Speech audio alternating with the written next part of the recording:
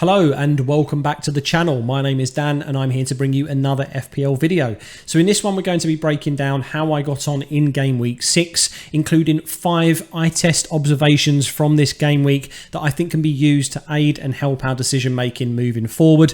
In this series, when I do that, I tend to avoid statistics as I leave that for the watch list usually. So if you do like the content, then please consider subscribing to the channel. Of course, it is completely free and you can always change your mind. And of course, if you enjoy this content specifically, smash that like button below. So let's jump into how the team got on first of all. As you can see, very, very similar to many managers out there and scoring a low score here of 46 this week. It's meant pretty much a grey arrow for me. I got 6,000, I think, difference in terms of rank, which is nothing at that point, right? So 1.4 million. It was something like 1.440 was my rank, and now I'm 1.446. So absolutely nothing really in terms of a red arrow. So happy with that, considering how the game week seems to be going on Saturday, right? So let's talk through the team from nets to strikers. The goalkeeper again, Robert Sanchez, coming in with a 1 point. Disappointed really with Brighton from not keeping that clean sheet and conceding so early on, but it was just one of those game weeks. It seemed to happen from the word go, really, with a blank from Salah, Trent coming off on the 59th minute and not registering the clean sheet points. It just felt like it was, I don't know, just one of those weeks. So I can't really complain too much, as I think ultimately he's still a good option. I've banked plenty of points from him over the opening fixtures, and I just felt that, you know, variance always comes into play at some point, right? So still, I think a solid pick over the next few weeks, but one maybe I'll consider moving on come the wild card. So let's have a look into the defence now with Trent, as mentioned, 59th minute substitution, meaning he didn't get his clean sheet points, only scoring the 1 point for his appearance.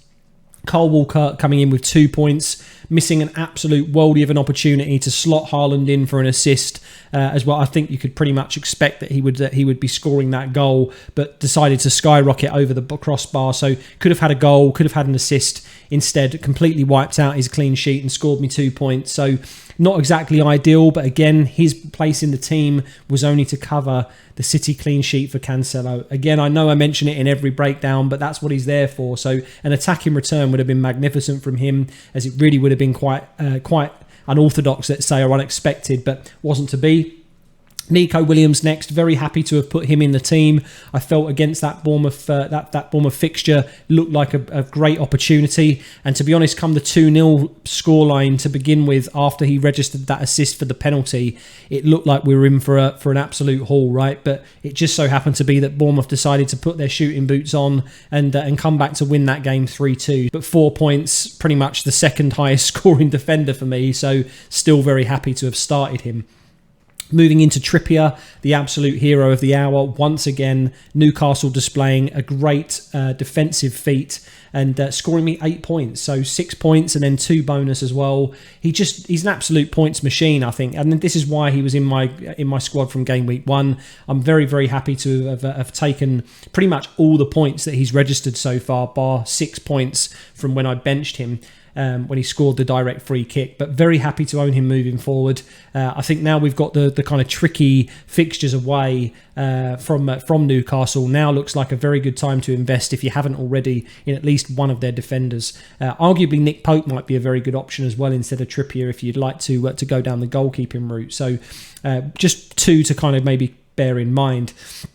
Moving into the midfield, then we've got the captaincy armband on another blank from Mo Salah. So, you know, it was a coin flip this week. If you tuned into the live stream, I did mention I had the armband on Haaland to begin with. I chopped and changed a couple of times throughout the week and just landed on Salah from I think pretty much Saturday morning, Friday night. So it stuck on him all the way through the stream. I didn't really consider Haaland after a while, just because of essentially the thought that he may lack some minutes in this game, but it actually worked out the complete opposite. Of course, with City arguably dropping points against Villa in that draw, you can see Pep's strategy is pretty much that if the game is buried, that seems to be when Haaland comes off early. So A decision that hasn't gone in my favour this time, but last week it did.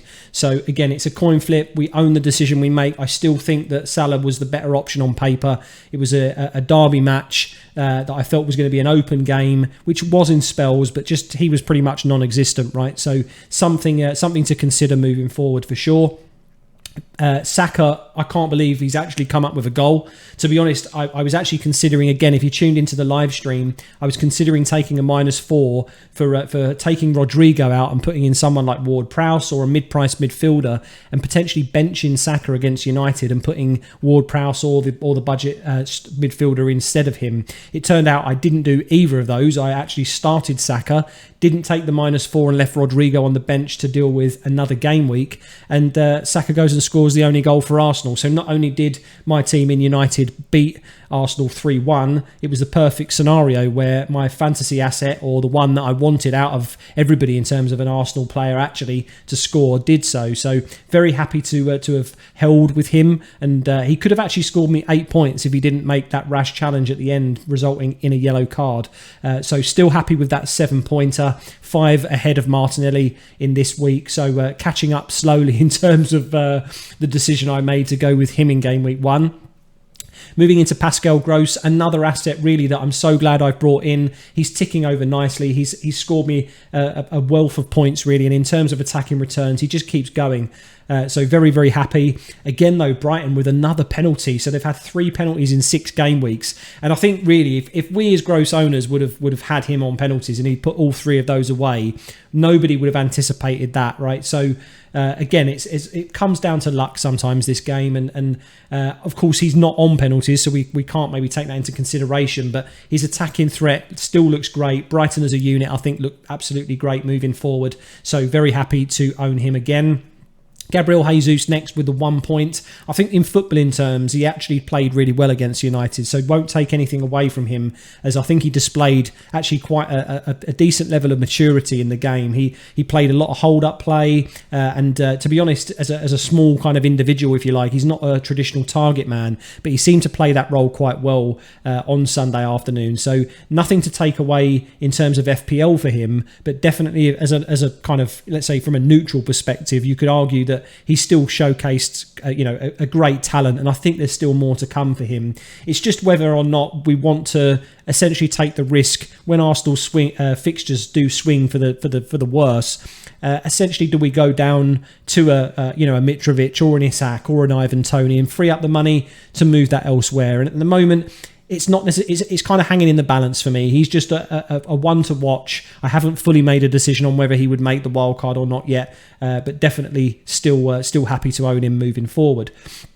Moving on to Haaland, as mentioned with him, I think we now know with Pep, he's really going to keep him on as long as he has to try and win a game of football. I think he was considered to maybe only play, say, 30 minutes in a cameo this match based on Pep's press conferences of previous.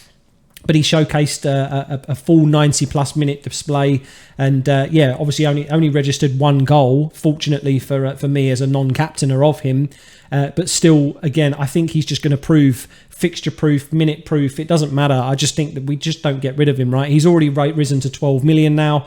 I just think he's a phenomenal asset to own. So very good if you did decide to captain him there, scoring you 18 points. And finally, the transfer that I did make in my non-playing 4.5 million striker in Plange, I transferred in Isak.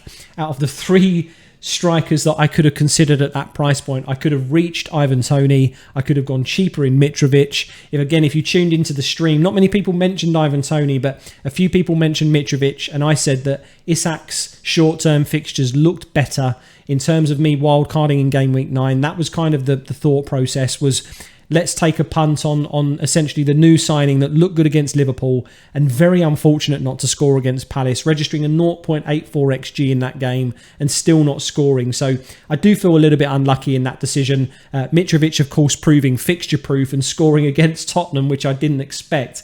So it's just a swing of decisions that just didn't go my way on this occasion, but I'm still happy with, again, the decision-making process. Okay, the output has not been the best here, but I'm still happy that the reasons why I decided to go for Isak, and he showcased a lot of good stuff against Palace, right? So very happy as an owner moving forward with him also. And just last but not least, to touch on the bench, I had Ward in goal with 2 points there, Andreas with 2, Gabriel with 1, and Rodrigo, of course, being out injured, scoring 0 for now. So, like I say, it's pretty much a grey arrow for me this week. Not a major red arrow, but about a 6,000 rank loss. 0.6 million in the bank to toy around with for next week, and an overall squad value of 100.5 million. Yeah, I'll put out a watch list video for sure this week, guys, and a team selection video this week, of course. So we'll be able to see how we use that money and what we do with the squad moving forward as well.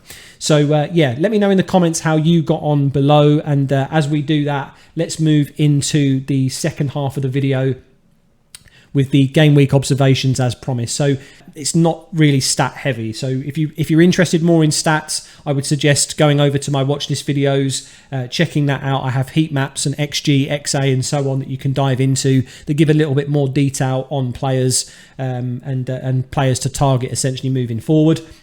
If you do like reading through these observations as well, I just personally like all types of different data, really. I think we need to take a combination of these things and then decide from them. So that's why I put them in this video. So we'll start off in number 1 then with an overall concerning display for Salah, as mentioned. I think, after blanking again against Everton, which I strongly felt he would get at least 1 return in, I think he only registered 1 shot at the end and Pickford denied him. I'm considering removing him from the team, basically. I think, going without him is, of course, inherent of its own risks, but there's also a lot of upside in the sense of the money that you can save because he's the most expensive player in the game. But there's this very strong argument that De Bruyne and Kane could ultimately be the better alternative premium to the Egyptian for a little bit cheaper and just also very consistent at the moment, right? So just some things to consider, that maybe Salah is not the best option moving forward. Moving into point number 2, it is Mitrovic. I've pretty much left half this sentence on from the previous observations, as I felt that game week 8 onwards was going to be better for Fulham, but after scoring against Tottenham again, does that make him fixture-proof? I think it potentially does. And really that's what kind of makes me think that he needs to be in everybody's wildcards, essentially. In terms of a draft, he could probably be one of the kind of core backbone, say, first 5 picks of my team when I press that button. So I think he looks absolutely phenomenal. His finishing is kind of second to none this season. He's actually changing the dynamic that we've known previously, where, scores a load of goals in the Championship, gets promoted, doesn't do the same business in the Premier League, and that's swiftly changed so far. And I only think that momentum can carry him forward even more. So I think he's an absolute great asset to own. And again, congratulations if you either went for him or you've just held him through those difficult run of fixtures. And of course, another congratulations if you made the move for Tony this week, or even just held him over those poor results in recent weeks, right? So Brentford, he scored an absolute worldie of a hat-trick. I think he well deserved of an England call-up if he gets one for this World Cup. I think he's just looking magnificent. The cool and calm, collected way he scored that 3rd goal, basically dipped past Meslier, ducked and weaved over a few Leeds defenders before finally tucking that 3rd goal away into the bottom or top corner with a finesse chip. It just summed up the week that he had, really. It was penalty, free kick, and then an open play goal. It was just an absolute, almost perfect hat-trick, right? So very, very good if you went for him, and congratulations again. Isak owners, like I've mentioned already, I think can be a little bit unlucky again, or feel a little bit maybe hard done by, because 0.84 XG, he had a good clear chance on goal against Guaita, tried to dink it over the top of him, but just didn't get the finesse right, and it ended up hitting, I think, either kind of the top midriff area of Guaita as he went down for it, hit his shoulder area, and it just didn't deflect into his favour. So on another day he scores 2 goals. It wasn't to be on this occasion. Like I say though, I still back the decision making process for going for him. It just didn't turn into FPL points this week. So the only thing I will say with him is that Mitrovic and Tony being, like I've mentioned, around the same kind of price point, 6.8 and 7.2, either side of the 7 million of Isak, it's just, if you can stretch as far as Tony, then I think he's just as good option as Mitrovic for a little bit cheaper if you want to put the money elsewhere. So does he stand out in that price bracket? maybe moving forward, but I took a punt on him. It hasn't worked out so far, but who knows? Let's see over the next few weeks, and it could turn out to be a 3-horse race in that price bracket. And finally, last but not least, there is, of course, a bit of bias in me here because Manchester United, as a supporter, I genuinely believe now they are starting to impress. And I think really the key word for me in the post-match interview by Ericsson was an understanding of each other. Now, to be honest, Man United have not looked like a very, very good team for a pretty significant chunk of the back end of last season and pretty much the beginning of this season, right? We've looked a little bit off the pace. The decision making hasn't been there. The cohesion hasn't been there, or cohesion, should I say. It's just not, it hasn't been ticking. But ultimately against Arsenal here, it really did feel like it was all of a sudden a United of old. Counter-attacking football and understanding in the midfield. We didn't always control the games. And sometimes it was a bit of a grind. I will definitely give Arsenal a lot of credit in how they managed the game because the first 15 minutes were all Man United and they really, from a footballing perspective, turned that around in the first half. So, you know, props to them as a team. But ultimately, from an FPL perspective, if we bring it back to that, I think Rashford is going to be the go-to man. I think that as a budget midfielder that is potentially playing as a number 9 in, you know, the most regular way possible, really. With Martial being injured, does he essentially come in straight away? I don't think so. And Ronaldo seems to be getting benched more often than not. And I know that Ten Hag has said that this is mainly down to a pre-season in terms of his fitness levels and so on. But this is Cristiano Ronaldo we're talking about. I don't think he's unfit. I don't think he couldn't play 90 minutes. I just think Ten Hag doesn't want to change a winning system. And at the moment, Rashford playing as that number 9, he looks like a Rashford of old. So I think at 6.5 million, he's definitely going to be on the watch list this week as that budget access kind of, you know, route into Manchester United's attack. But also, I think with essentially a kind of favourable run of fixtures. I think bar Manchester City over the next few weeks, it's a pretty good run after that. So I think they make the kind of fixture ticker. They're quite high up from game week maybe 10 onwards. So if you're not considering a wild card in game week 9 and maybe someone that you want to be holding long term up until at least the World Cup, potentially he's a Rodrigo replacement if you haven't already replaced him. So that's going to wrap up the video, guys. I hope you found the content useful as always. Again, if you're new to the channel, then please do consider subscribing to me. It is completely free and you can always change your mind. As mentioned already, I have got a few more videos planned this week. I'll have a team selection video, a watch list video as well for you to tune into. And of course, I'll be going live for the Game Week 7 deadline at the weekend. So tune in and stick around for that if you enjoy the content. And of course, smash that like button below. So until then, guys, thanks very much for watching and I'll see you in the next video.